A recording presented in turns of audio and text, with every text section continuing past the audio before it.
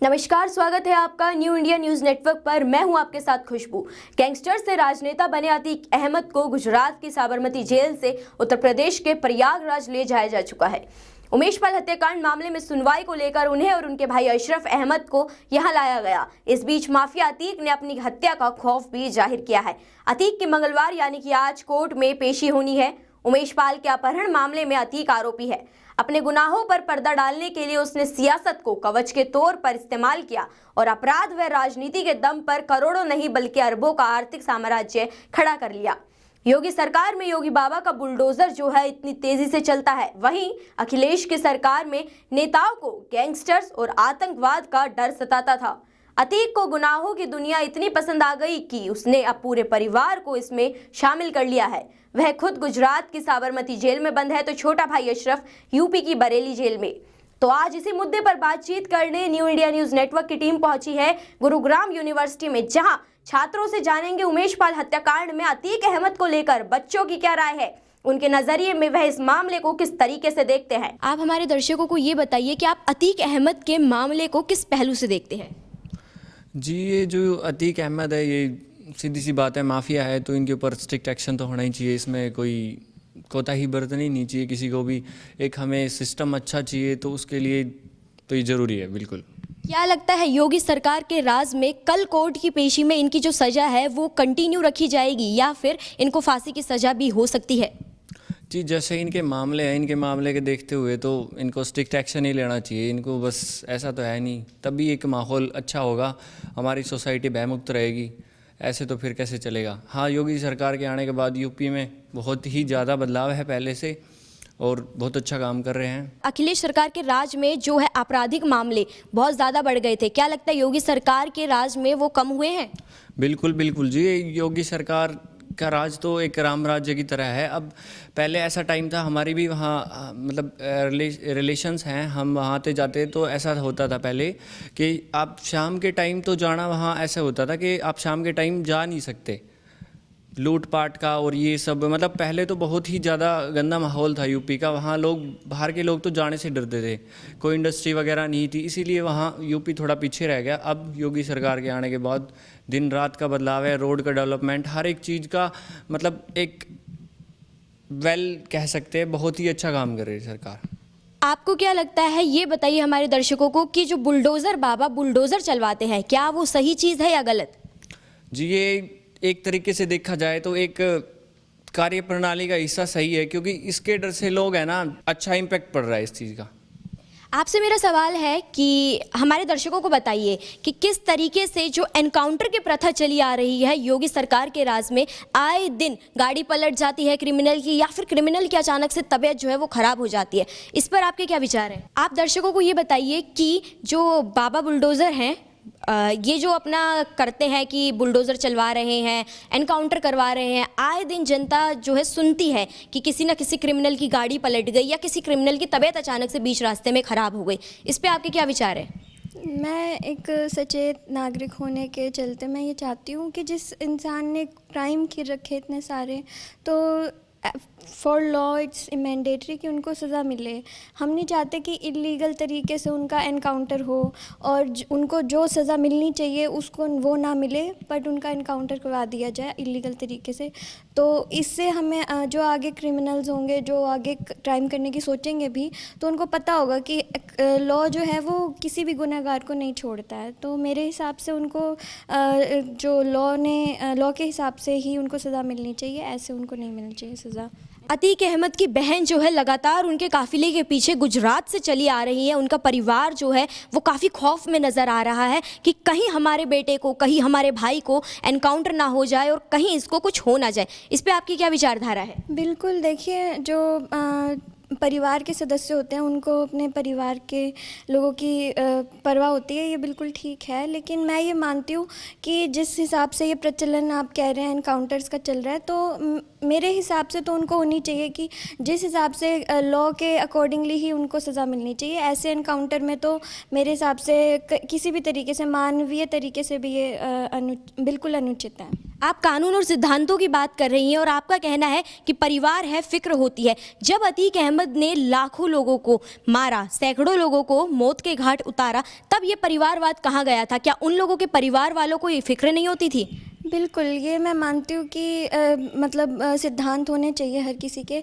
हम अगर किसी ने गलती की है, उसने अपने प्रिंसिपल सिद्धांतों को बिल्कुल साइड रख के उसने क्राइम किया है, तो क्या अगर वो ऐसे हो चुके हैं तो क्या हम भी ऐसे बन जाएं? हम तो अपनी लॉ के अकॉर्डिंग जो रूल्स रेगुलेशंस हमारी गवर्नमेंट ने चला रखे हैं, हम उसी के हिसाब से एक्शन लेंगे, जिससे कि ये पता चलेगा कि न्याय मिलेगा एक तरीके से जो जिनको इन्होंने मौत के घाट उतारा है, जो भी क्राइम्स इन्होंने किए हैं।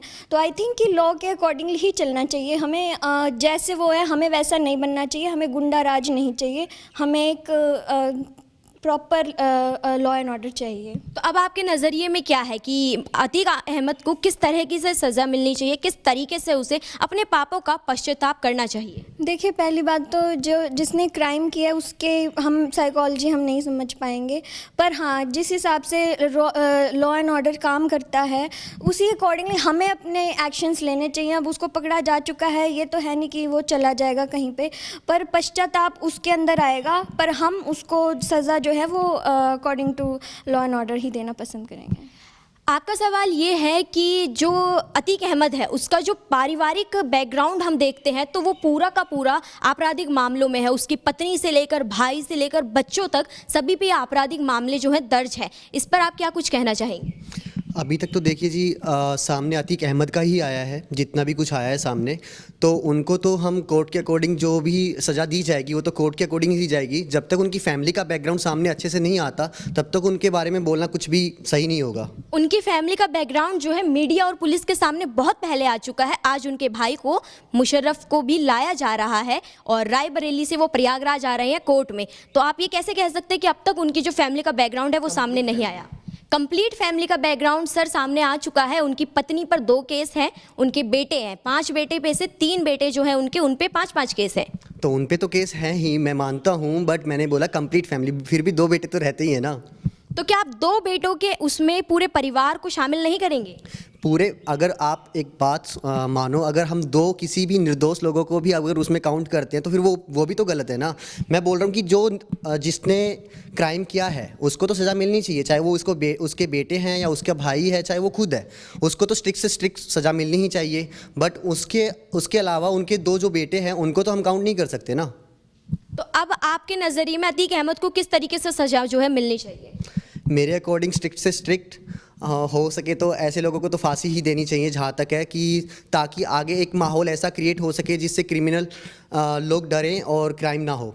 योगी सरकार के आने से क्या यूपी में कुछ परिवर्तन आया है? बिल्कुल एग्जैक्टली, बहुत ज़्यादा परिवर्तन आया है कि पहले जो क्राइम रेट था, जो करप्शन था, वो बहुत कम आया है। अब जो अतीक अहमद है उसने भी मतलब टॉर्चर ऑफ बिजनेसमैन या फिर जो भी किडनैपिंग वगैरह जो भी की हैं, उनको देखते हुए अब जो उनको सज़ा मिलेगी मोदी सरकार के राज में, अब उनको देखते हुए और भी जो क्रिमिनल हैं वो भी दूर भागेंगे और वो भी ये काम छोड़ देंगे।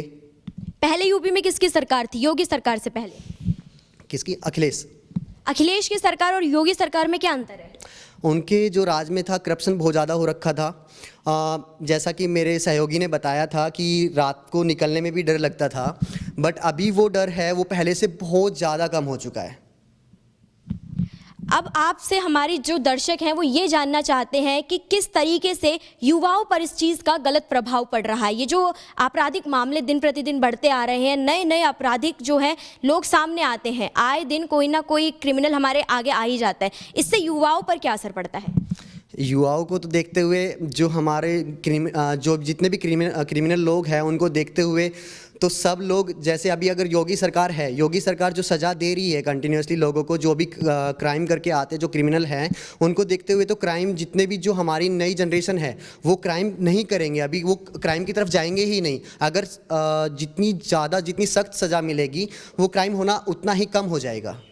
अतीक अहमद 10वीं कक्षा में फेल हुआ, उसके बाद उसने आपराधिक दुनिया में जो था अपना पहला कदम रखा था। अगर बच्चे फेल होते हैं तो क्या ये सही बात है कि वो आपराधिक दुनिया की तरफ अपना जो रुख है वो मोड़ लेते हैं? नहीं, बिल्कुल भी नहीं।